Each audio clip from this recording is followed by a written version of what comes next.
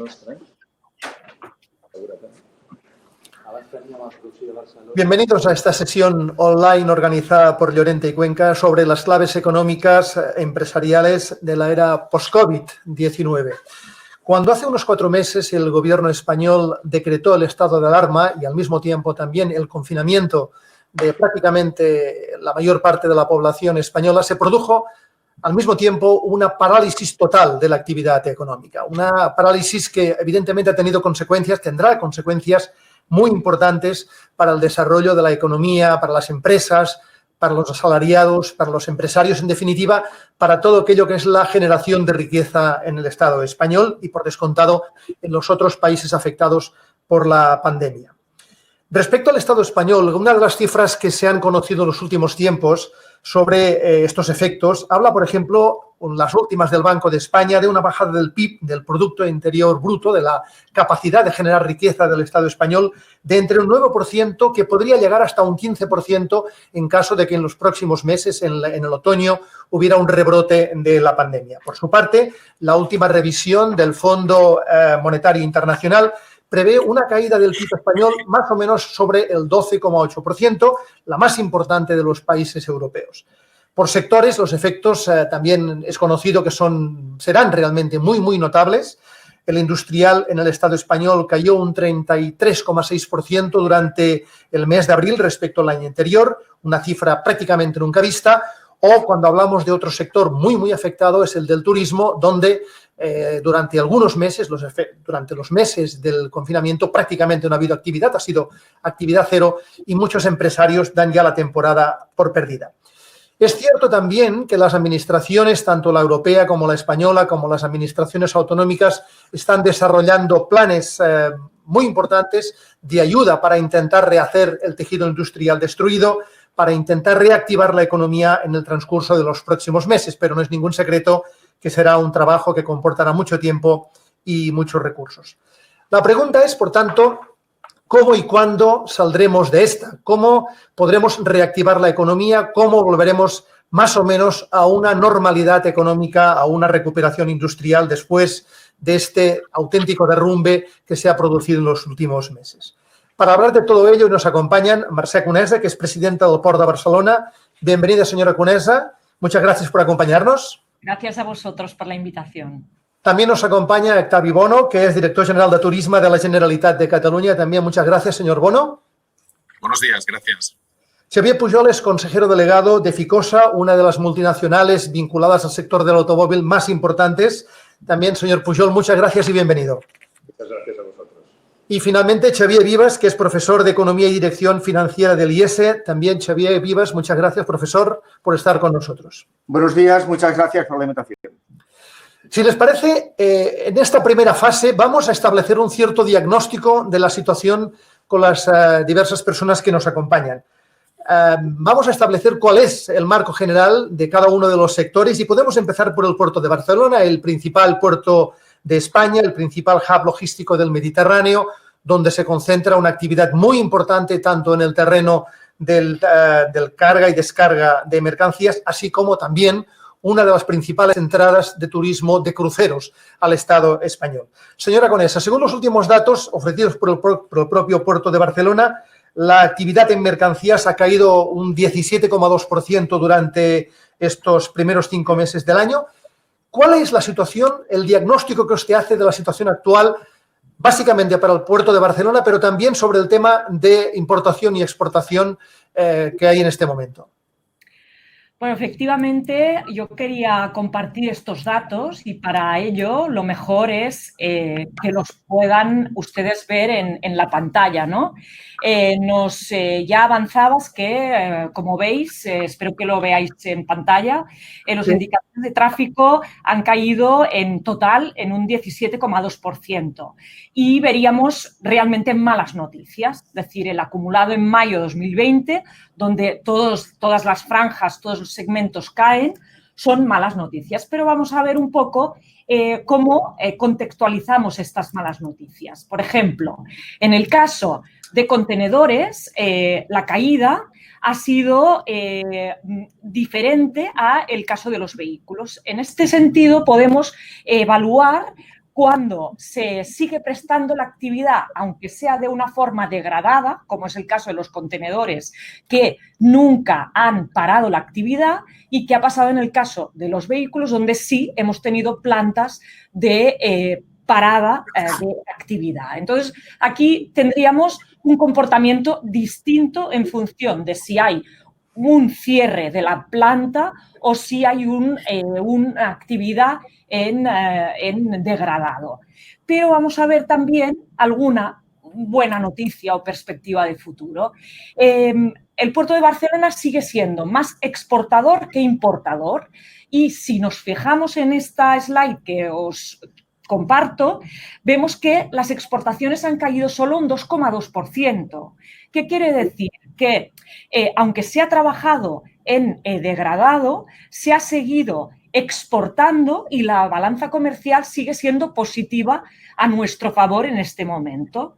En cambio, las importaciones sí que han caído, llegando a un 12% de caída.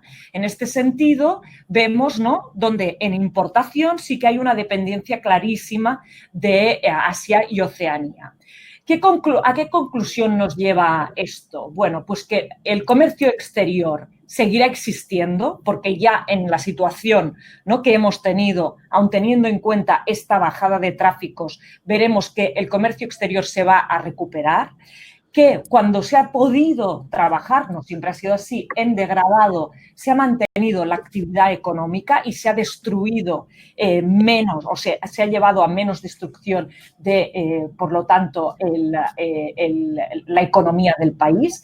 Y, en definitiva, que como puerto de Barcelona estamos intentando transmitir también a todas las organizaciones que es muy importante no perder industria. Si nosotros hemos podido aguantar con solo un 2,2% de pérdida de exportación, es porque la industria del hinterland ha sido bastante resiliente.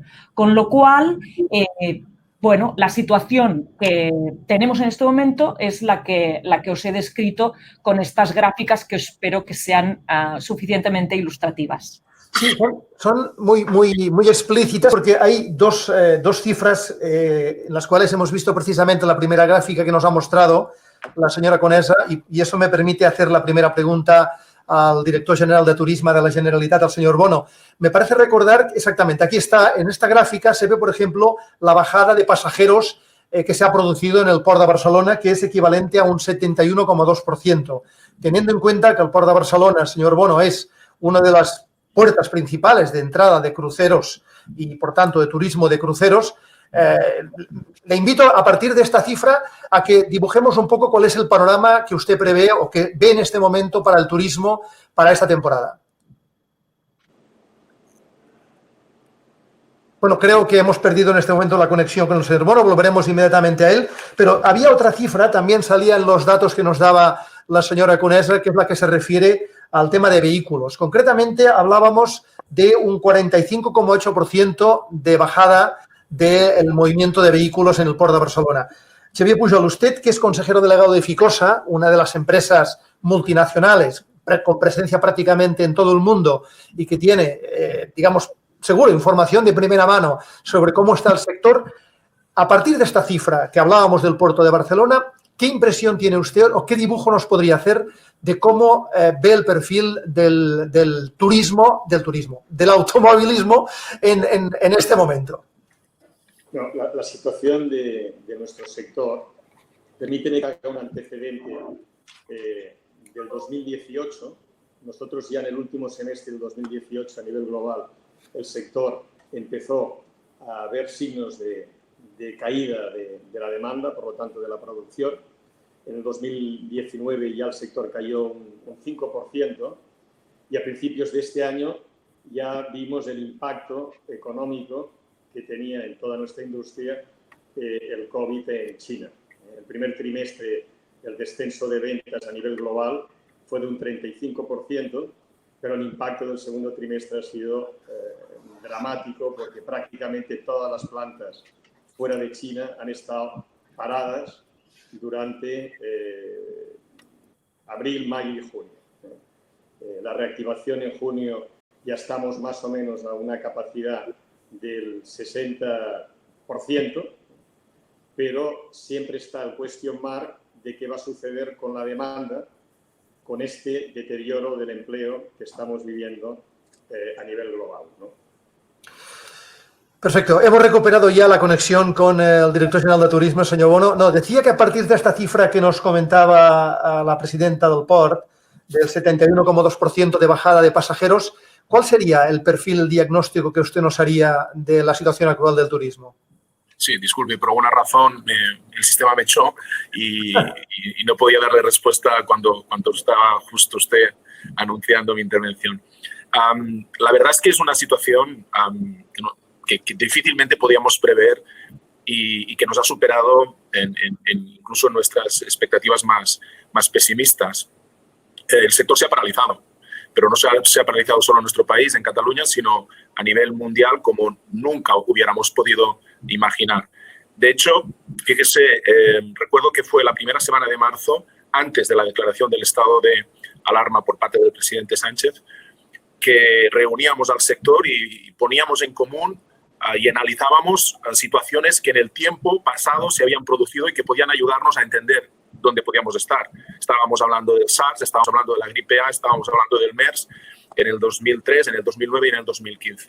En aquel momento el patrón era una situación de caídas de entre el 50 y el 70% en los momentos de máxima reducción de la actividad y ciclos de unos 5 o 7 meses. Nada de eso se ha producido y la parálisis ha sido, como digo, absoluta, llevándonos a cero. Y por otro lado, no solo regionalizada a nivel mundial, sino con una extensión a escala planetaria. Hay otra situación en nuestro sector que también nos ha hecho especialmente difícil encajar, ¿no? Lo que nos estaba llegando. Y es que, a diferencia de otros sectores productivos a nivel global mundial, nuestra actividad desde 1950 había tenido una tendencia creciente en ingresos y en llegadas de turismo internacional, prácticamente sin ninguna inflexión. De hecho, solo 3 años, 1982, 2003 y 2009, generaron una pequeña inflexión en la actividad. 2003 y 2009 correspondiendo además con las situaciones de gripe A y de SARS que antes le comentaba. Bien, esa parálisis, ¿a dónde nos lleva? Bien, en este momento nuestras estimaciones, lo hemos hecho a través de la Universidad de Barcelona, de AQR Lab, nos hacen prever desde la perspectiva de un análisis de oferta y sobre facturación, no sobre valor añadido bruto, una caída del volumen de facturación del conjunto de los sectores vinculados a la actividad turística que se sitúa entre los 13.900 millones a los 15.200, depende de los escenarios. Esto es una caída de nuestra facturación de entre el 36 y el 40% aproximadamente. Solo de efecto directo. Si estuviéramos hablando también de un efecto total, incorporando el indirecto y el inducido, esto sería naturalmente mucho mayor y nos estaríamos moviendo entre los 25.000 y los 28.000 millones de afectación. La parte terrible de esto también es la que se sitúa en cuanto a efectos sobre la ocupación, sobre el empleo, y de forma directa estaríamos destruyendo entre el 23 y el 27% del volumen de ocupación que generalmente nuestro sector genera. Estamos hablando entre unos 82.000 a 95.000 lugares de trabajo, posiciones, lugares de trabajo. Y si hablamos de un efecto total sobre el empleo, pues estaríamos hablando con el efecto indirecto, con el efecto inducido, de una destrucción de entre los 128.000 a los 152.000 empleos. El número de pernoctaciones, la caída se está situando entre el 50 y el 60%. Cierto es que nos estamos ya reactivando, pero el efecto que intuimos que en el conjunto del 2020 vamos a sufrir como sector es del que le acabo de describir. Realmente son cifras realmente espeluznantes, ¿eh? Porque estamos hablando... Porque actualmente el turismo que representa el 14% del PIB, más o menos, en Cataluña, ¿o más? El 14% de la ocupación. Ese sería el porcentaje que usted menciona.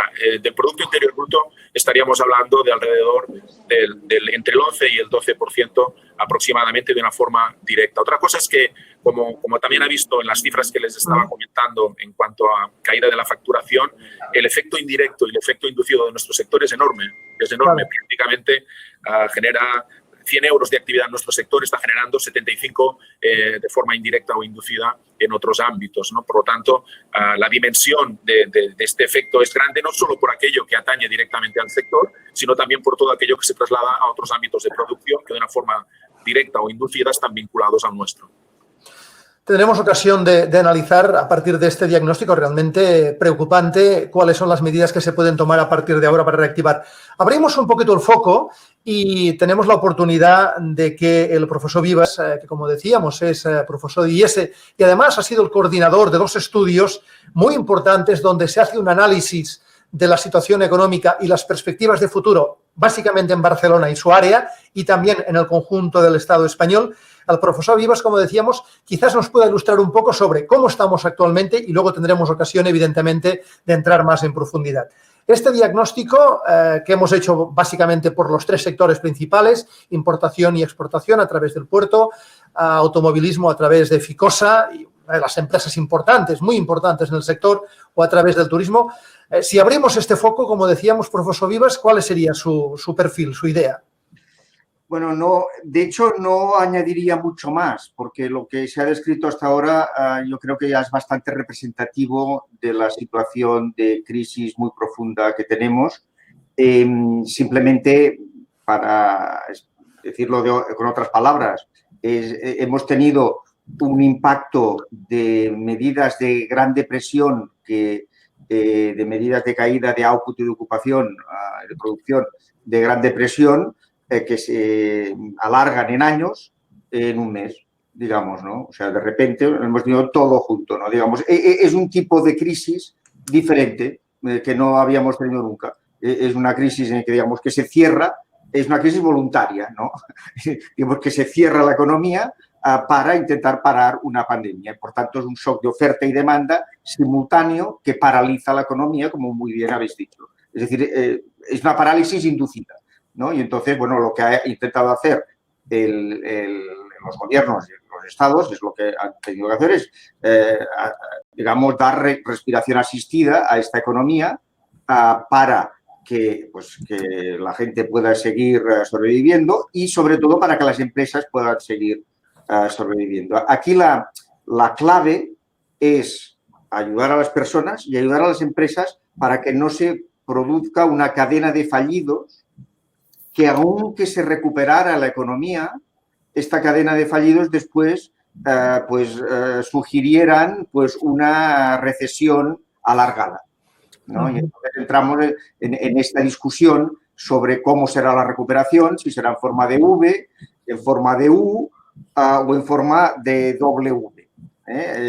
Los optimistas dicen en forma de V, los muy optimistas de V con pendiente muy fuerte de salida, los menos así, digamos, ¿no? Con pendiente menos pronunciada. Después yo creo que ahora la gente, normalmente los analistas, hay más consenso de que será en forma de U, es decir, dada los problemas inducidos, pues estaremos un tiempo con el consumo átono, como también Xavi ha mencionado, naturalmente, si hay mucho desempleo, pues habrá poca compra de coches, en fin, esto es así, ¿no? Y por tanto, estos efectos de arrastre nos llevan a una forma de U. Y después, y con esto acabo, la gran incógnita y la gran incertidumbre que tenemos ahora es cómo interaccionarán la dinámica de la pandemia con la dinámica de la economía y las medidas que se toman. Y la cuestión es que no sabemos cómo serán los rebrotes, digamos, en otoño. Habrá, porque ya los hay ahora, y entonces, depende de si son más pequeños o mayores, podríamos tener entonces una forma de W con una recaída. Y entonces esto complicaría muchísimo más, yo creo, las cosas también a nivel psicológico y, por tanto, a nivel de consumo. Antes de continuar, permítame que les diga que las personas que nos están viendo, si desean hacer cualquier pregunta a las personas que hoy nos acompañan, a los 4 invitados, evidentemente, con mucho gusto se las trasladaremos a lo largo de esta sesión. Y quería preguntarle, antes de entrar en las medidas que habría que tomar al señor Xavier Pujol, una cuestión.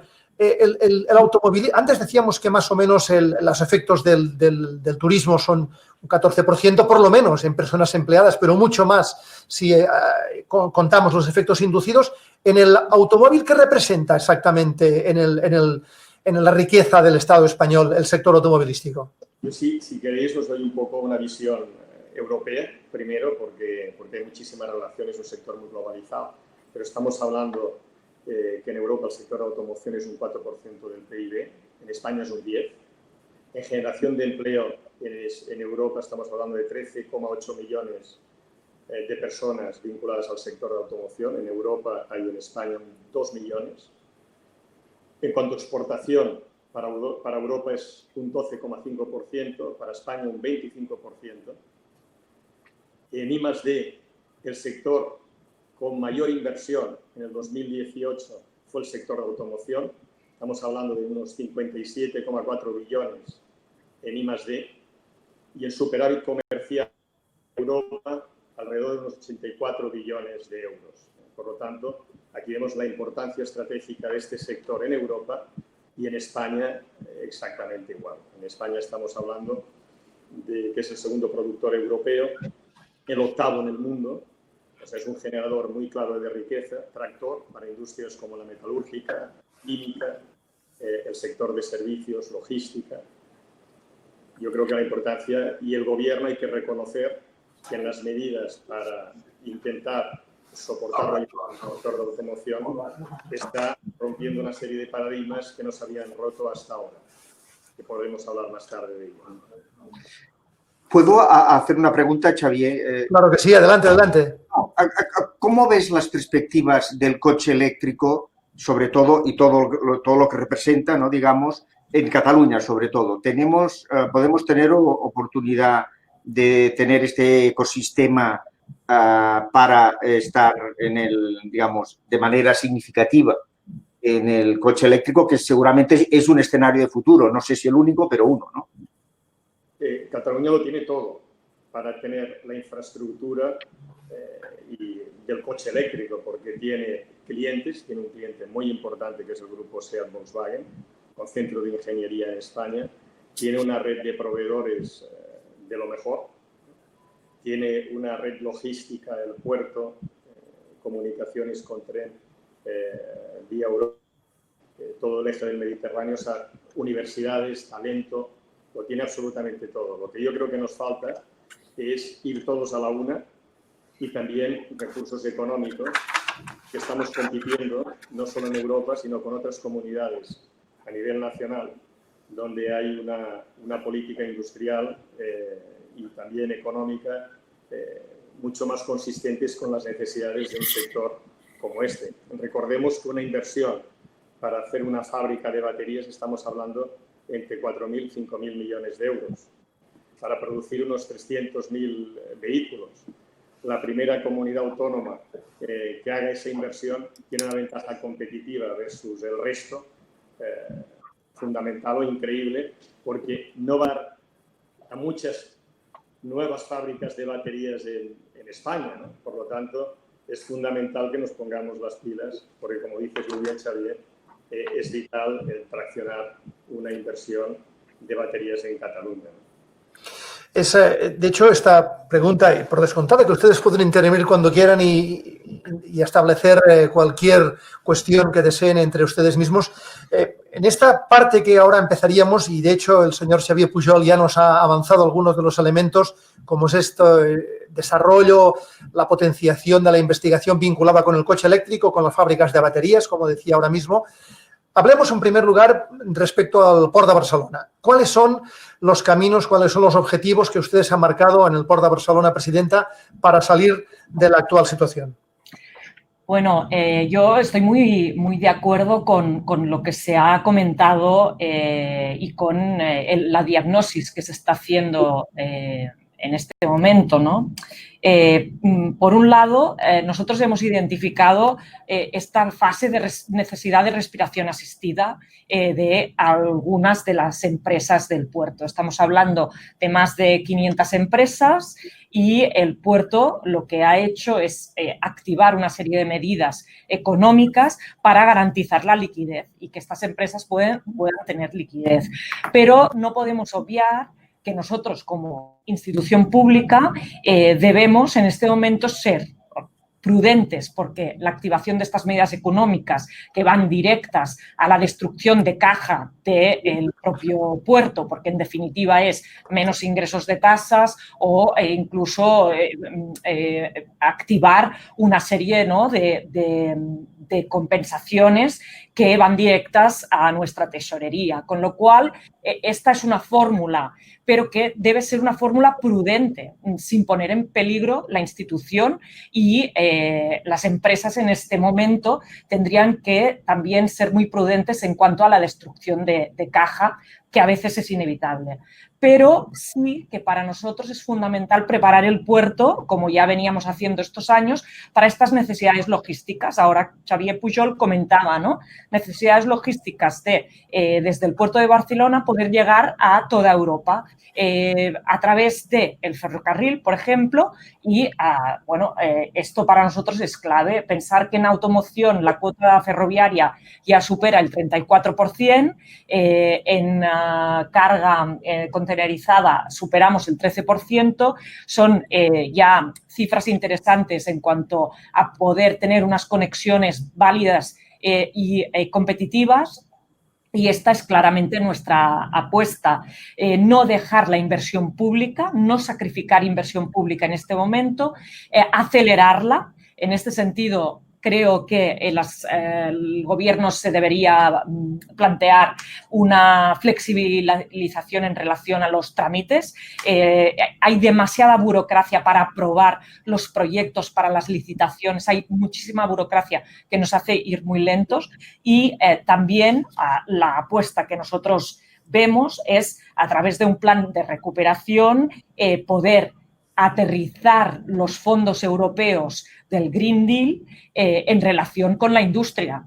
Es decir, acompañar a la industria no solo para que se quede, se localice aquí, sino que reconvierta o transforme su actividad a una actividad alineada con las bases del Green Deal europeo. Con lo cual, para nosotros, las claves serían reforzar el hinterland, esto es a través de reforzar, en definitiva, las plantas industriales, fortalecer lazos con Asia. Habéis visto la entrada, ¿no?, de mercancía desde Asia. Podemos ser un puerto de entrada de mercancía de Asia a toda Europa si tenemos esta conectividad y desarrollar también una estrategia de suelo logístico para acompañar la industria. Pero, sin lugar a dudas, estos serán nuestros 3 ejes de trabajo en el futuro. Podríamos hacer el mismo planteamiento respecto al tema del turismo. ¿Cuáles son las ideas básicas en las cuales se mueve el sector del turismo, la Dirección General de Turismo de la Generalitat, para intentar salir de este momento realmente catastrófico al cual nos encontramos? Señor Bono.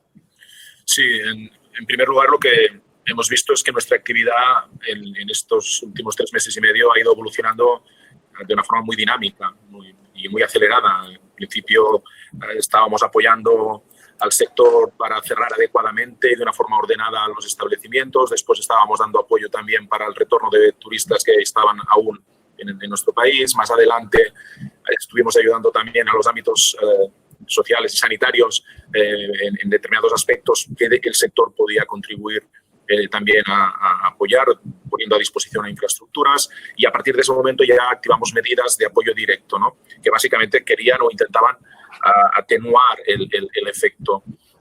Líneas de ayuda, hemos invertido 13,5 millones de euros en líneas directas de apoyo a nuestras empresas. Estaremos atendiendo unas 4.500 empresas y profesionales, pero esto es insuficiente.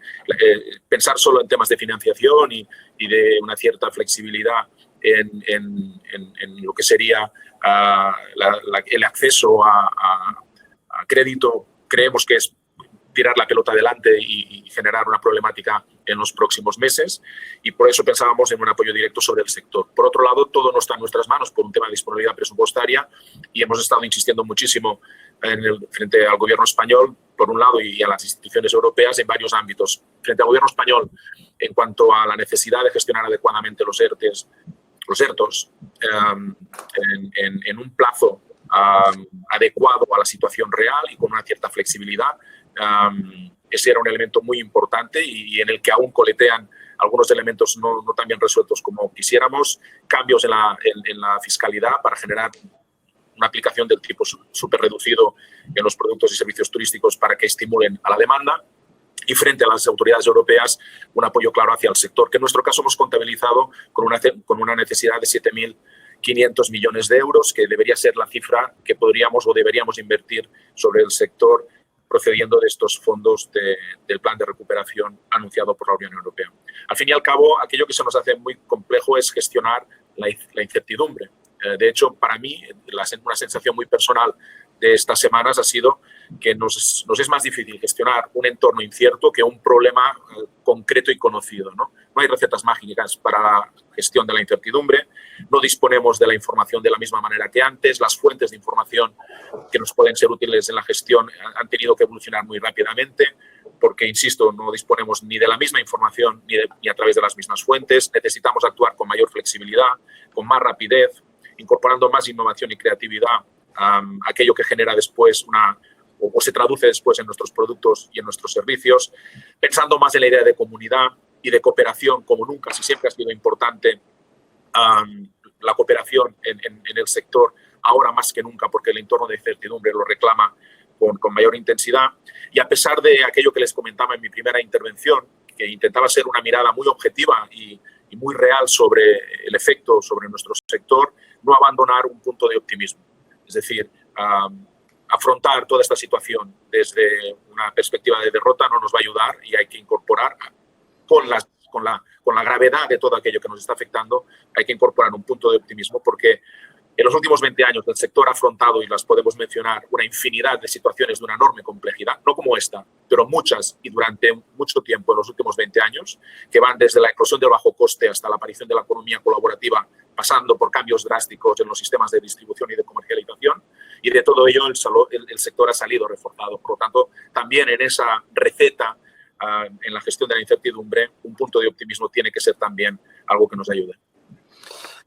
Entrando en el sector del automóvil, señor Pujol, me he quedado con una frase que usted ha dicho anteriormente respecto a lo que habría que hacer para que se pudiera... Usted se centraba muchísimo en el tema de la fábrica de baterías eléctricas, ¿no? Para los coches eléctricos. Decía, hace falta que vayamos todos a una. Esto es una situación en la cual quiere decir que usted en este momento no ve que se vaya todos a una para conseguir salir de esta crisis. En cualquier caso, es la idea que usted tiene de qué habría que hacer para reactivar la actividad en el sector del automóvil, ¿cuál sería? Cuando digo todos a una, me refiero a que no solo pueden ser palabras e intenciones, sino que también tiene que haber ayudas económicas para la instalación de una base productiva tan estratégica como esta, diría en España y en concreto en Cataluña, ¿no? Y ahí es donde yo creo que no hay una unidad de criterio y un objetivo donde tanto la Administración del Estado como la Administración vayan muy coordinados. Y ahí es donde hay el peligro también como país, porque casi todas las nuevas fábricas de baterías se están concentrando en Francia, Alemania y el este de Europa, cuando hemos dicho antes que España es el segundo productor de casi 3 millones de vehículos, 2,7 millones de euros. Hay 2,7 millones de unidades. La parte también quiero ser optimista con los mensajes. Hay cosas que sí que se están haciendo muy bien. Ese plan de automoción que se anunció ayer fue la primera reunión que hubo y liderada por el Ministerio de Industria, donde estuvieron todos los consejeros de industria de nuestro país. Ahí sí que se ha visto un compromiso de Estado. Veremos cómo llegan los fondos, pero ha habido unos incentivos, como comentaba antes, a la demanda, rompiendo paradigmas, hay que decirlo, porque había mucha presión para que solo se incentivara la compra de vehículos sostenibles, y hemos visto que España no solo incentiva la compra de vehículos sostenibles, también incentiva la compra de vehículos de combustión tradicional de última generación. Hay que recordar que el parque automovilístico español ha envejecido y la media de edad son casi de 13,5 años. Estos vehículos que circulan son reales y estos hay que sustituirlos. Otra medida que ha sido muy interesante y que se ha atrevido a hacer también la Administración es intentar colaborar con administraciones locales para modificar los impuestos de circulación y matriculación. Eso es otra solicitud del sector de hace muchos años. También están en esa línea. Una parte también muy importante es la inyección económica, como ha dicho muy bien Mercè, para no solo ayudar a cubrir los problemas y picos en tesorería, sino también en invertir en I+D, precisamente lo que hablábamos, Ramón, de plantas de futuro. Nosotros creemos que no hay que financiar el pasado y sí que hay que invertir en el futuro. Otro tema también muy importante es la formación. Hay que invertir en formación porque podemos dejar a mucha gente fuera del sistema. La digitalización está aquí para quedarse, se ha demostrado en la crisis del COVID y ahí también hay unos esfuerzos muy claros por parte de la Administración para intentar que estos recursos lleguen a todos, ¿no? La otra cosa que va a ser crítica es la rapidez en ejecutar o en que lleguen esos recursos al sistema productivo. Esta es otra cuestión que tenemos los empresarios y yo creo que la sociedad en general. Profesor Vives, por cierto, entrando en esta misma cuestión, yo si no le importa, antes quisiera leer algunos de los datos respecto a estas ayudas que han aparecido, estos planes de recuperación económica. Por ejemplo, el Banco Central Europeo ha prometido un plan de 600.000 millones. Alemania, un paquete de estímulos de 130.000 millones. La Unión Europea habla de 750.000 millones, de los cuales 500.000 serían transferencias. El mismo gobierno español tiene, aparte de diversos planes sobre automóviles, sobre turismo, 16.000 millones más para comunidades autónomas. Profesor Vives, ¿esta es la solución? ¿Es el camino, digamos, la medida de choque que hay que tomar para hacer frente a la situación actual? Sí, digamos, hay que hacer dos cosas. La primera es parar el golpe y, por tanto, esto requiere, pues, dar dinero, financiar, proporcionar liquidez y hay distintos mecanismos a través del Banco Central Europeo o a través de ayudas directas en una primera fase. Pero en la segunda, y que viene inmediatamente, hay que pensar en el futuro y hay que ayudar a la transformación. Es decir, por ejemplo, se puede seguir ayudando a empresas turísticas que quizá tendrán problemas de viabilidad o, desde un punto de vista social, no queremos que se promocione un determinado tipo de turismo que genera externalidades negativas en ciudades o en localidades. Y, por tanto, aquí habría que ayudar a transformar, digamos, lo que decimos, un turismo de más calidad, por ejemplo. Es decir, que son dos fases. Es la fase de ayuda, pero después la fase de pensar que las ayudas han de ir encaminadas a una transformación. Y sea del tejido productivo. Con el coche eléctrico es otro ejemplo clarísimo, ¿no? Lo que hay que tener, con el coche eléctrico en particular, pero es un ejemplo, hay que tener una estrategia. Hay que tener una estrategia industrial. Y entonces, yo hace tiempo que no la veo. Y entonces, claro, para concitar, no digamos, todas estas voluntades, ¿no?, que Xavier Pujol estaba indicando, pues tiene que haber una estrategia industrial y después, naturalmente, buscar la financiación, ¿no? Por ejemplo, en el tema, sea de baterías, sea de inteligencia artificial o del 5G, que todo está ligado en el coche eléctrico, pues habría que pensar ya en diseñar los proyectos para ver si después pueden ser financiados por el Fondo de Recuperación Europeo, que saldrá en algún momento, esperemos que lo aprueben en julio, si no más tarde, ¿no? Entonces, aquí yo creo que sí que hay que ponerse.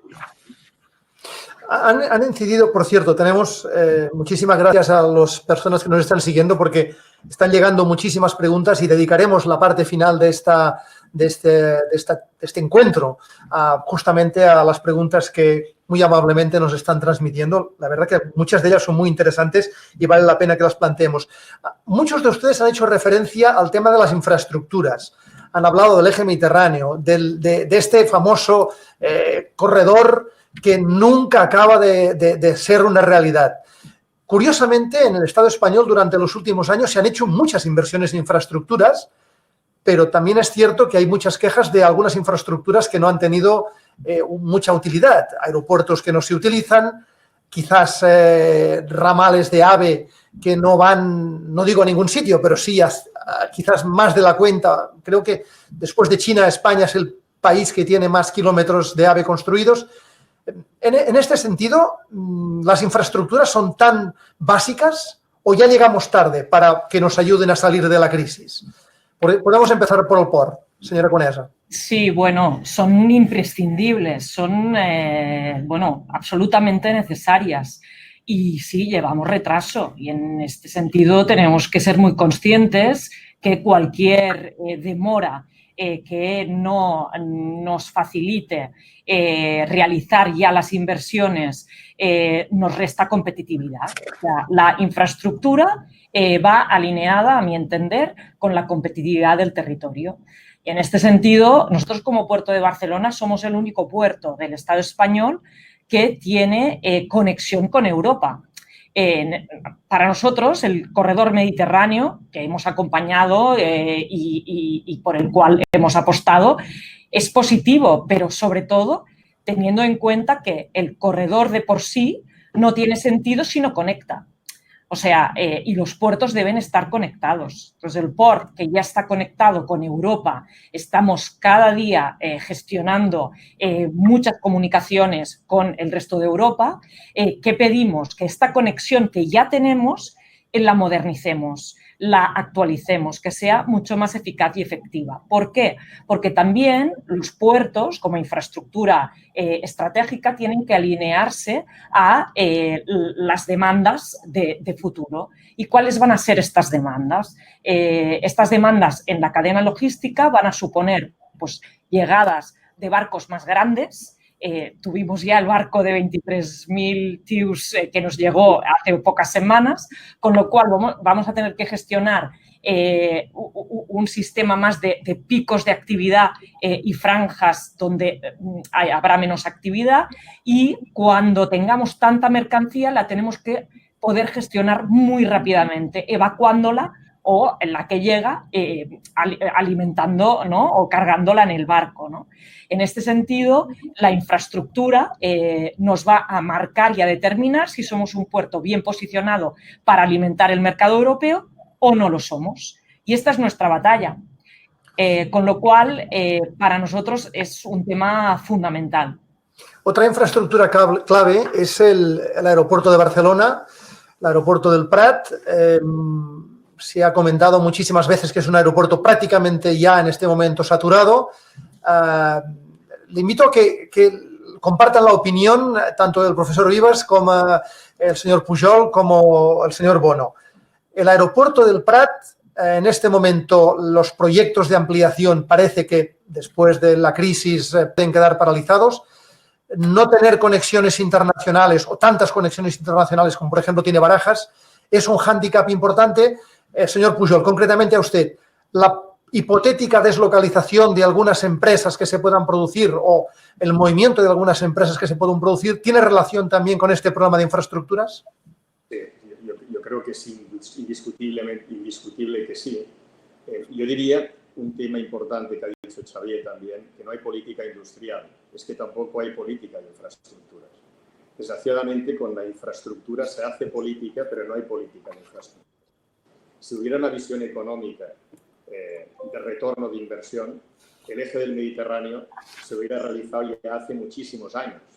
Cuando estás hablando que el 60 y pico % de las exportaciones... Los años 60.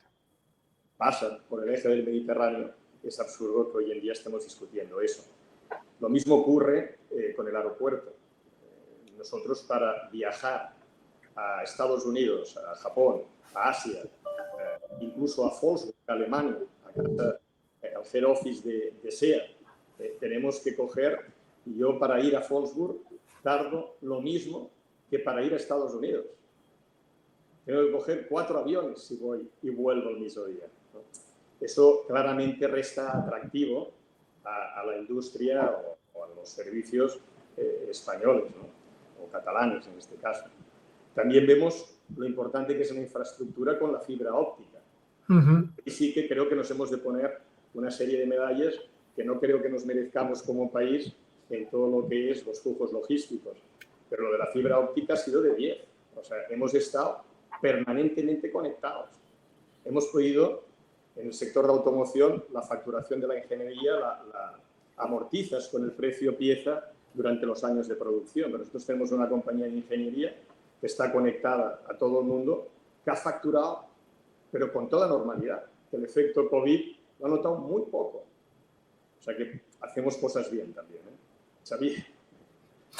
Xavier Vives, por favor, profesor. Sí, yo creo, estoy de acuerdo. Las infraestructuras se han realizado con una visión de política, digamos, y no con una visión racional de lo que necesitaba la economía y la sociedad. Es decir, y esto explica la excesiva inversión en el AVE, que no tiene ninguna justificación, no hay análisis coste-beneficio que lo soporte. O sea, hay algunas líneas de AVE que sí, pero muchas no. Y esto se nota mucho porque entonces tenemos unos cuellos de botella porque las inversiones, y se ha gastado mucho dinero, pero no se ha gastado donde se debería gastar. Y pondré un ejemplo que a mí, como yo lo he utilizado mucho, por ejemplo, la estación de Sants. ¿Cómo es posible que la estación de Sants siga estando en el estado en que está? ¿Cómo es posible con el dinero que se ha gastado en infraestructuras y que se piensa en grandes obras en Barcelona cuando no se resuelve un problema de que ni los taxis pueden entrar y salir de manera normal de esta estación? Claro, esto a mí me parece vergonzoso y que no debería ser, ¿no? No debería ser cuando se gasta mucho dinero en otras cosas. Después están las conexiones del puerto, está el corredor del Mediterráneo y, naturalmente, el aeropuerto. Ahora los planes de ampliación, pues naturalmente se van a posponer en el tiempo porque habrá un interregno, digamos, más débil, pero lo que yo creo que no hay que perder de vista es que el aeropuerto de Barcelona, el aeropuerto en Barcelona es una estructura fundamental y que no puede descentralizarse. Es decir, hay alguna idea, por ejemplo, de que la cuarta pista, la tercera, la que sea, será en Girona. Claro, esto no tiene ningún sentido, creo yo, ninguno. Esto no quiere decir que el Girona no se pueda potenciar, pero esto es un tema diferente, digamos, esto es un tema diferente. O sea, si queremos un aeropuerto competitivo, tiene que estar bien conectado y tenemos la gran suerte de que el aeropuerto de Barcelona está en el área metropolitana, no está a 100 kilómetros. Ahora no vamos a ponerlo a 100 kilómetros cuando ya lo tenemos aquí, digamos, ¿no? Y entonces hay toda una serie de restricciones políticas a veces, pues que por distintos intereses pues interfieren y acaban en una mala decisión. Sí, el turismo evidentemente también tiene un efecto fundamental, el tema de infraestructuras y el propio aeropuerto, la capacidad que pueda tener. En este sentido, ¿ustedes cómo lo visualizan desde la Generalitat, señor Bono? Sí, me gustaría referirme con detalle a eso, pero si me permite, Ramón, quisiera ir un paso atrás para también aprovechar una de las reflexiones que el profesor Vives hacía en cuanto hace un momento hacía referencia a esa idea de espacios congestionados y a turismo de calidad, ¿no? Pienso que debemos ser capaces de interpretar el sistema turístico catalán por lo que es y que una realidad muy determinada, por importante que sea, como puede ser la de la actividad turística en la ciudad de Barcelona, con puntos de congestión, puntos y momentos de congestión, no dibuja el sistema. Y eso es importante tenerlo en cuenta. El sistema es mucho más plural, más diverso y las realidades se explican de otras maneras en otras partes del territorio, que también, además, curiosamente, en muchos casos tienen un recorrido turístico más largo en el tiempo que la propia ciudad de Barcelona. Y también es bueno tener presente de que no partimos de la nada, porque a veces parece que una determinada situación nos pone en un punto cero. Bueno, la COVID-19 ciertamente ha sido algo, y ya lo comenté al inicio, que nos ubica en un escenario nunca pensado y nunca vivido, pero veníamos trabajando y trabajando bien. Si hablamos de turismo, un plan estratégico desarrollándose en los últimos años y un plan también de marketing desarrollándose en los últimos años y con el efecto deseado. Y les pongo solo un dato para no aburrirles con cifras. Pero entre 2015 y 2019, si hablamos a veces de calidad pensando en solo poder adquisitivo, creo que eso también es un error, pero si alguien tiene en mente ese concepto, el gasto por persona y día de nuestros visitantes entre el 2015 y el 2019 se ha incrementado casi el 59%. Y eso es un elemento que nos hace ver que algunos de los aspectos con los que veníamos trabajando, en tanto que retos que tenía que afrontar el sector previos a la situación de crisis, se estaban conduciendo, yo creo que por parte del conjunto del sistema, adecuadamente. Y dicho esto, también compartir alguna reflexión en cuanto a las infraestructuras, ¿no? Está claro que la accesibilidad, si pensamos en una dinámica turística, es un factor de competitividad, sin duda alguna. El grueso de nuestros turistas en Cataluña no llegan a través del aeropuerto, llegan por carretera. El grueso de todos nuestros turistas, estamos hablando de un sistema que acoge entre mercado doméstico y mercado internacional unos 38 millones de turistas, pero el sistema aeroportuario, el conjunto de los aeropuertos en el país, son ciertamente muy importantes. Teníamos a Barcelona en el epicentro de ese sistema, muy cerca ya de su máximo de capacidad. El año pasado, con algo más de 52 millones de pasajeros, nos íbamos acercando, entre comillas, peligrosamente a esa cifra, a ese umbral de 55 millones, que sabíamos que era un volumen ya difícilmente encajable sin hacer cambios o reajustes en la propia infraestructura. De hecho, veníamos en los últimos 10 años creciendo a raíz de casi un 7% anual, cada año. Por lo tanto, en condiciones normales, en el 2020, si no se hubiera producido ninguna de las situaciones que se ha producido, ni ningún reajuste que no se estaba haciendo en la infraestructura, ya estaríamos por encima de ese umbral de los 55 millones. La configuración en pistas en sí mismo tiene una cierta complejidad. La pista 3 solo nos da salidas con los condicionantes de GABA que nos limitan y que nos obligan a hacer movimientos extraños por sobre del mar. La pista 1 solo nos sirve para las llegadas y también tiene determinados condicionantes por la proximidad por el otro extremo sur hacia Castelldefels.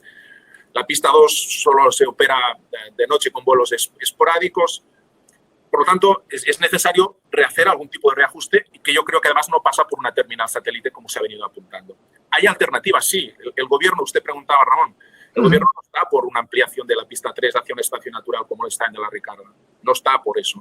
Tampoco es factible una nueva pista en paralelo al litoral sobre el mar o prácticamente encima del mar por un tema seguramente de impacto ambiental y también de coste.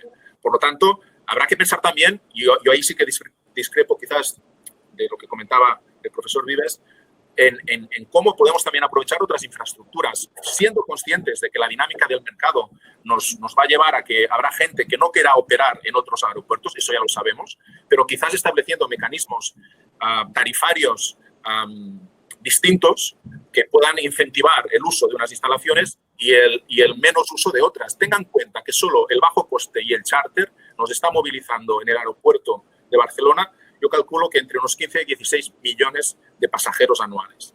Ryanair, EasyJet, Wizz Air y Eurowings, sin contar charter, nos movilizan 13 millones de pasajeros. Eso podría estar operando en otros aeropuertos si las condiciones de estímulo y de desincentivo fueran las adecuadas y si la interconectividad del conjunto del sistema, que aún no está bien resuelta, fuera también la adecuada.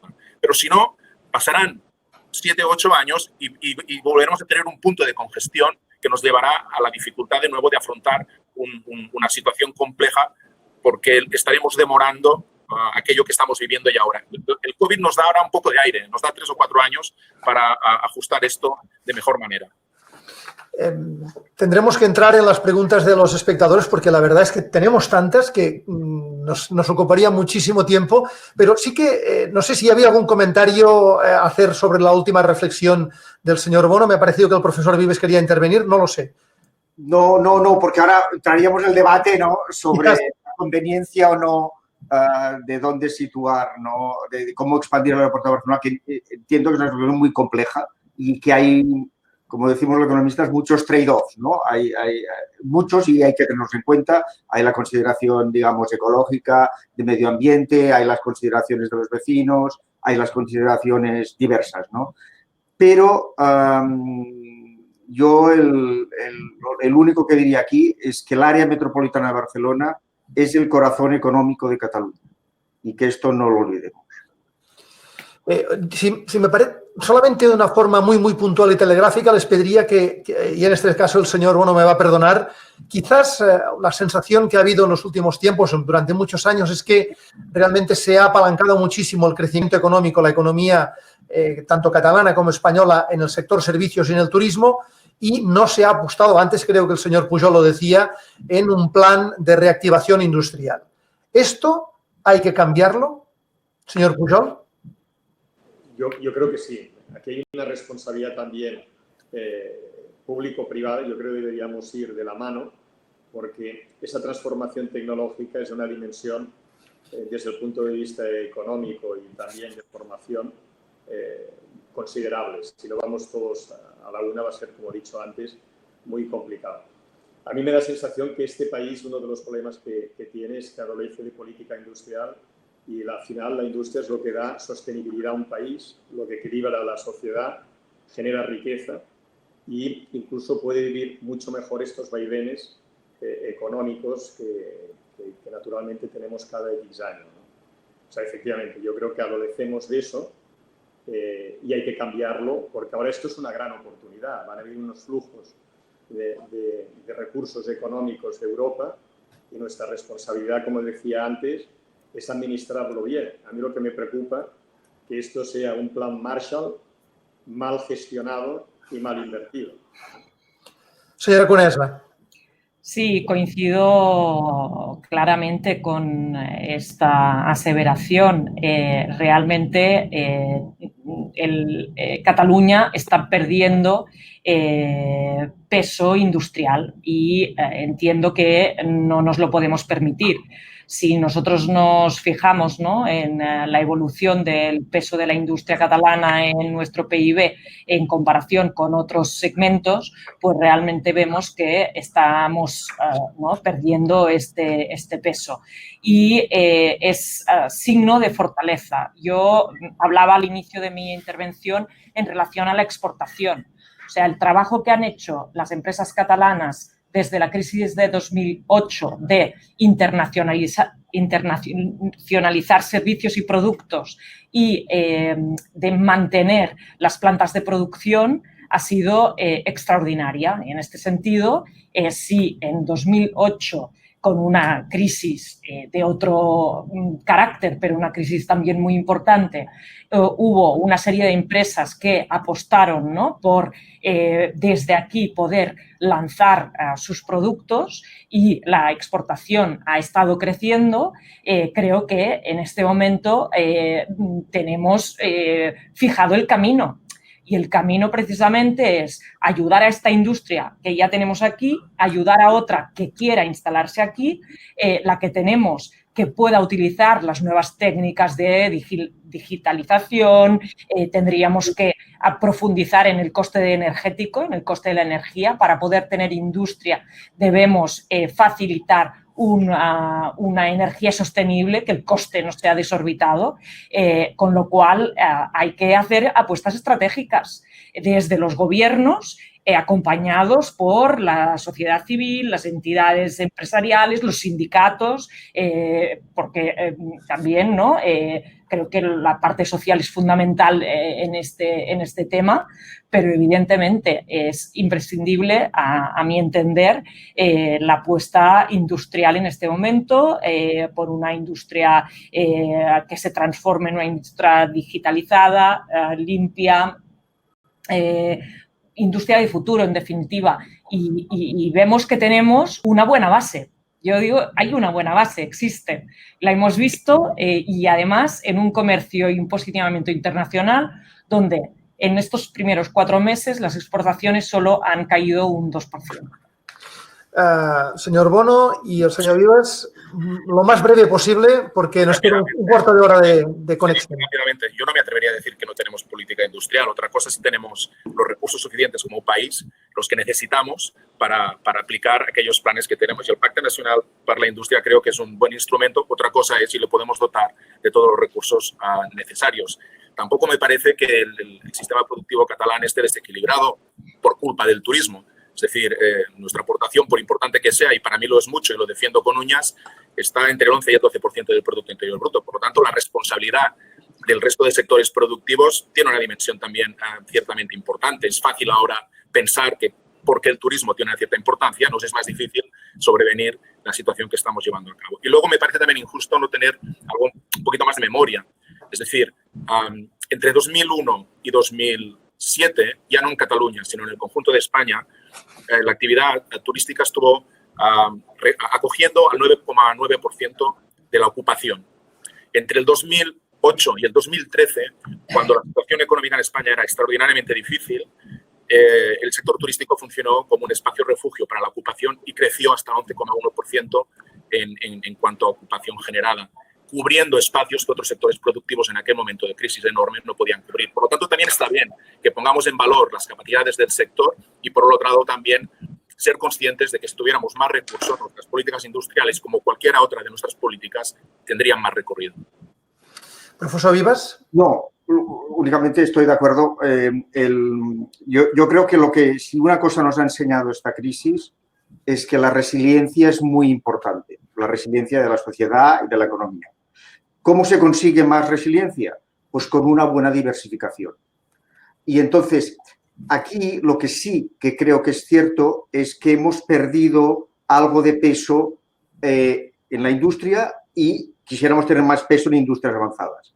Esto no quiere decir que el turismo seguramente tenga que disminuir en términos absolutos, pero quizás sí que el peso relativo de otros sectores debería crecer. Y yo creo que esto sería compatible, digamos, con una estrategia de país, para entendernos, ¿no? Una estrategia de región económica, pues sana. Yo creo que es un poco hacia donde deberíamos ir, o sea, de fomentar los sectores más avanzados, tener una estrategia industrial adecuada y en el mismo sector del turismo, pues intentar moverlo hacia lo que llamamos, pues, ¿no? Turismo de más calidad, que afecta, como bien se ha dicho, pues más a ciudades como Barcelona, que me parece que ya en Barcelona es casi el 14% del PIB, digamos, decir, que sí que para Barcelona es muy importante y para Barcelona el turismo fue crucial para salir de la crisis anterior. Digamos, el tono de la ciudad hubiera sido diferente completamente. Ahora es diferente, ahora será mucho más difícil que el turismo ayude a recuperar el tono de la ciudad rápidamente. Si les parece, en estos últimos minutos que nos quedan, vamos a intentar contestar el máximo de preguntas que nos han hecho los espectadores. La verdad es que hay preguntas para todos ustedes. Empezamos. Aitor Vieco preguntan para la señora Conesa y el señor Pujol. Es la misma pregunta para los dos. ¿Cómo puede afectar la posibilidad de aproximar la producción a los centros de consumos europeos? Señora Conesa. Bueno, yo creo que lo importante es la eficiencia de la cadena logística. Es decir, en este momento lo que queda claro es que el consumo, y en el caso del automóvil, ¿no?, ha disminuido porque hay un retroceso de la demanda, esta demanda, ¿no?, en este momento no está muy activa y se tienen que combinar diversas medidas, una de incentivos a la demanda, como se ha dicho, y otra, poder mantener ya más nivel de estrategia global que el Estado español siga siendo el segundo productor europeo de automoción o de automóviles. En este sentido, sí que hay una clara reflexión en cómo la cadena logística y las infraestructuras portuarias pueden ayudar a ello.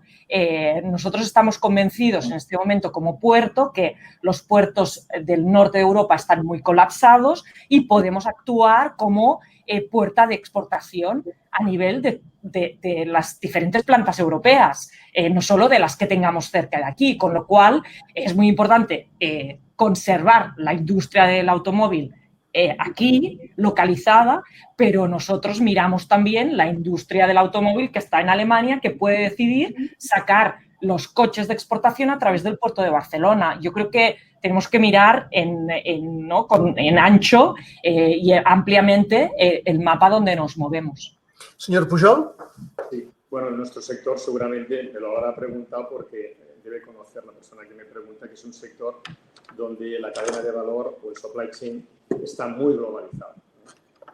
Yo creo que ahora nos viene una gran oportunidad, y lo ha demostrado también el COVID, y también la situación y la guerra comercial entre China, Estados Unidos y también Europa, de relocalización de productos y ponerlos próximos donde está el consumidor. En negocios o en sectores estratégicos, uno indiscutiblemente es el vinculado a la sanidad y otro el sector de automoción. Lo que ha sucedido durante todo el 2019 ha creado una tensión tremenda en la cadena de valor de nuestro sector y ya vemos como productos donde China era la fábrica del mundo se está planteando, todos los que estamos en la industria, por lo menos hacer, si no un dual sourcing y localizarlo. Eso lo que significa es que si lo hacemos así, hemos de ser muchísimo más eficientes. Y ahí otra vez los flujos interiores dentro de la Comunidad Económica Europea para nuestro país son fundamentales. Dos preguntas para el señor Bono. Goyo Tinaquero pregunta, ¿con las expectativas actuales se está pensando en medidas concretas para generar más confianza en el turista? Imagino que debe ser básicamente en el tema sanitario. Y también la señora María Fernanda García pregunta, ¿qué opina serían los elementos distintivos que las empresas del sector turístico deberían implementar para ser más competitivas en el contexto actual? Bien, en relación a lo primero, sí, una parte importante de la labor a lo largo del mes de abril y una parte de mayo fue la elaboración de una serie de protocolos. Inicialmente este camino lo iniciamos por nuestra cuenta, después la Secretaría de Estado también a finales de abril se puso en ello y terminamos por converger y se han generado 21 protocolos que deben permitir orientar adecuadamente la gestión en los establecimientos y en los espacios visitables para que las condiciones de mayor garantía de seguridad para nuestros visitantes pues se puedan dar. También es verdad que debemos apelar a un cierto ejercicio de autorresponsabilidad al conjunto de la ciudadanía, pues, por supuesto, a todos nosotros, pero también a nuestros visitantes, porque esto forma parte del éxito, ¿no?, de la gestión del momento en el que nos encontramos. Pero ciertamente eso es un elemento muy importante y además estamos viendo en cuanto a las tendencias entre la demanda, cómo los elementos que están asociados precisamente a ese concepto toman más fuerza. Toma más fuerza el deseo de seguridad, la privacidad en determinados espacios, el deseo de espacios abiertos antes que cerrados, determinadas tipologías de oferta por encima de otras, orbitan en cuanto a tendencia en este momento alrededor de la seguridad. Es un elemento muy importante. Y en relación a la competitividad, los retos que estábamos afrontando como sector hasta en nuestro país, pues hasta el 13 de marzo, pues siguen estando allí. Y lo único que ha hecho la COVID es, intensificar determinadas situaciones, pero ya veníamos de un entorno de grandes retos y de la necesidad de ajustar a nuestra oferta para que siguiera siendo competitiva. En aquel momento yo situaba dos que para mí siguen siendo básicos. Uno era la innovación y el otro la sostenibilidad. Creo que a pesar de toda la inflexión que nos ha generado la COVID-19, esos siguen siendo los dos grandes retos que debemos afrontar como sector. Lo eran antes y lo son ahora.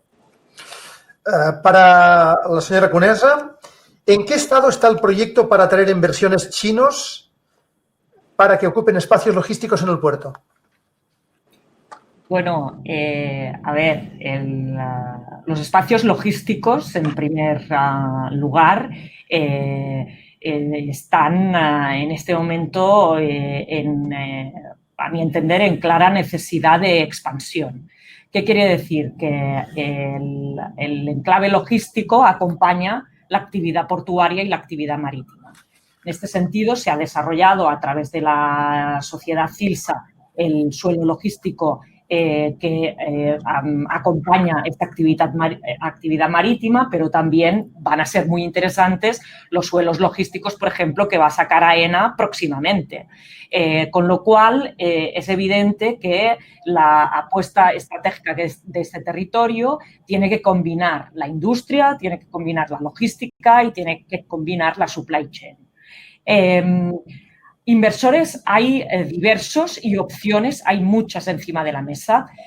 Vamos a ver cómo estos inversores quieren aterrizar en el puerto de Barcelona, teniendo en cuenta que claramente la apuesta en relación a una inversión muy importante en relación a terminales marítimas fue la que hicieron el grupo Hutchison, que como saben es un grupo chino. En este sentido, de cara a la preparación para nuevas inversiones, el puerto de Barcelona está haciendo los análisis que corresponden y en el momento en que corresponden, que son los análisis en relación a disponer de más calado para prepararnos para estos barcos de 23.000 TEUs, donde podemos garantizar que los muelles van a estar a disposición de estas nuevas inversiones, pero en este momento no podemos concretar si serán chinas o serán europeas o cómo serán. Yo creo que cualquier inversión debe analizarse, coste-beneficio, y en este momento yo creo que aún es pronto para saber si vamos a tener una inversión china como la tienen otros puertos, ¿no?, donde empresas de capital del Estado chino están invirtiendo. No es el caso del puerto de Barcelona en este momento. Dos preguntas para el profesor Vives. Alexandra Giorgio pregunta: ¿qué medidas económicas echan en falta en el proceso de reconstrucción del país?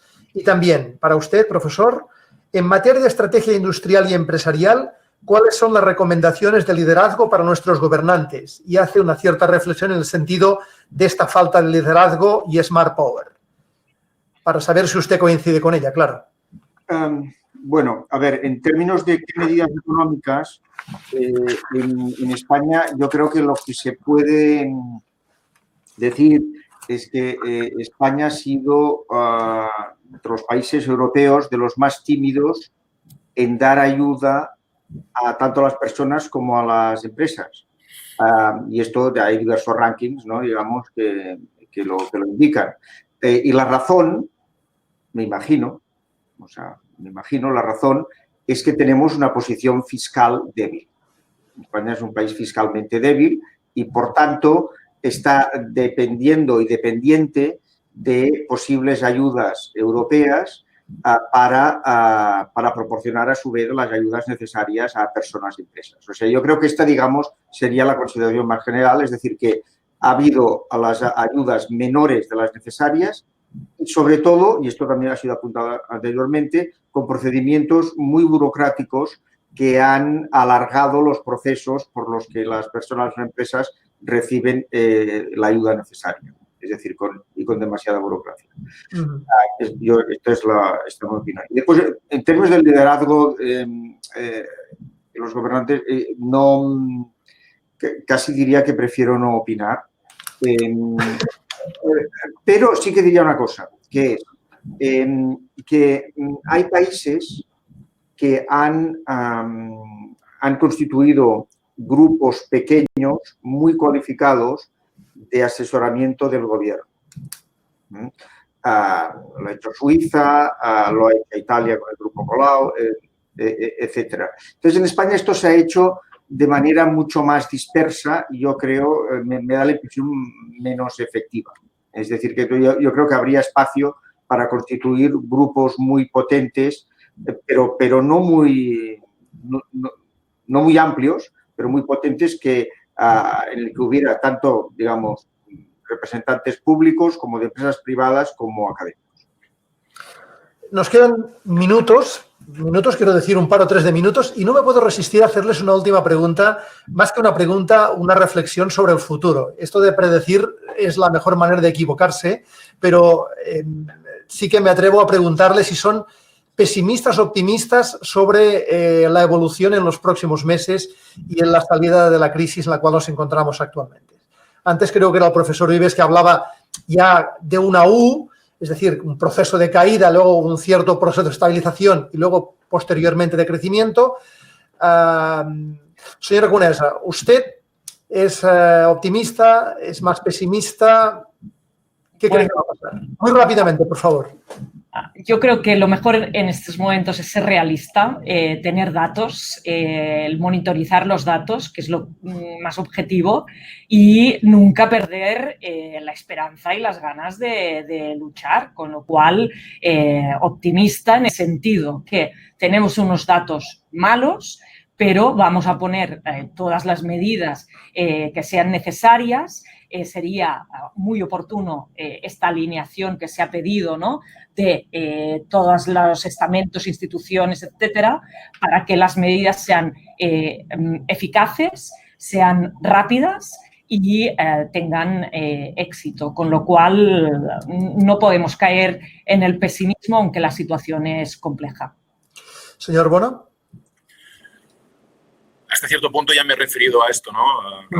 Comentaba usted antes, en la gestión de la incertidumbre debemos incorporar también un ingrediente que es el del optimismo, sin que nos haga naif, sin que nos aleje de la realidad. Hay que ser muy consciente de cuál es la realidad, también me he referido a ello, pero no sacamos nada de afrontar todo esto con un espíritu de derrota. Y particularmente en el sector en el que tengo responsabilidad, insisto en el hecho de que no veníamos de un entorno fácil. Los últimos 20 años para nuestro sector, estando lejos de lo que ahora significa ciertamente el efecto del COVID-19, ya era un sector extraordinariamente dinámico, complejo, efervescente, en el que nos han sucedido en 20 años muchísimas cosas, y cada una de ellas nos ha reubicado y ha reajustado al conjunto de nuestro sistema, al conjunto de nuestra industria.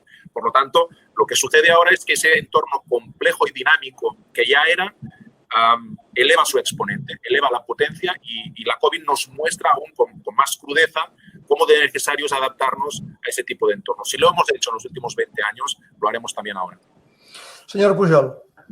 Sí, yo como soy optimista por naturaleza y además vengo de un sector que si no lo eres es mejor que no te dediques a eso, voy a coincidir también con Mercè en el sentido de que realmente la recuperación será lenta, pero hay partes positivas. Una es que el COVID nos da una segunda oportunidad. España va a tener la oportunidad de recibir fondos europeos que por su estructura de déficit público nunca hubiera recibido, porque se nos acabó la fiesta hace unos años. Ahora es la oportunidad de invertirlos bien, y tenemos capacidad para invertirlos bien, porque tenemos la capacidad de estar en el mundo digital, como he dicho antes, la fibra óptica nos da una ventaja competitiva, sostenibilidad es básico que le dediquemos recursos, inteligencia artificial, y no olvidemos industria 4.0, porque España es más un país de procesos que de I+D de producto. Y otra cosa por la que soy optimista, porque si algo nos ha enseñado el COVID, es a valorar lo que realmente es importante, que es la salud, los amigos, la familia, y yo creo que esta es la mejor lección que podemos sacar de todo lo que está pasando. Ciertamente, señor Pujol, tiene usted toda la razón. Profesor Vives, desde su posición académica, ¿cómo lo ve? Bueno, yo diría que estoy de acuerdo con lo que ha dicho ahora Xavier Pujol, pero solamente para añadir algo. El escenario central me parece que es el de forma de U. Entonces hemos de intentar pues, que la parte de U de abajo pues, sea lo más corta posible, ¿no? Y esto es lo que tenemos que intentar. Dos notas, digamos, optimistas. La primera yo creo que es la fundamental. La fundamental es que Europa ha reaccionado de manera bastante adecuada a la crisis. Y esto en la anterior no lo hizo por distintas restricciones y ahora lo ha hecho más. Esto es lo fundamental. Y es para nosotros, para Europa naturalmente, pero es lo fundamental para nosotros. Y después la segunda, y que está ligada a la primera, y que también yo creo que Xavier Pujol lo ha mencionado, es que nos da unas oportunidades de transformación de la sociedad y de la economía, sobre todo hacia el entorno digital y ecológico verde, pues mayores. Y esto, pues, si se aprovechan bien, y esto el sí es muy importante, pues irá bien. Pues con este punto de optimismo, porque realmente es así, realmente tienen ustedes una visión optimista de lo que puede pasar, aunque sean tiempos muy difíciles, evidentemente, el optimismo no tiene que ser contrario al realismo. En nombre de Llorente y Cuenca les agradecemos muchísimo que hayan querido compartir con nosotros hoy sus reflexiones. Mercè Conesa, presidenta del Port de Barcelona, Octavi Bono, director general de Turisme de la Generalitat, Xavier Pujol, consejero delegado de FICOSA y Xavier Vives, profesor de IES. Todas sus aportaciones han sido muy interesantes. Muchísimas gracias por acompañarnos y a ustedes también por seguirnos durante esta sesión organizada por Llorente y Cuenca. Muchas gracias y hasta la próxima. Gracias.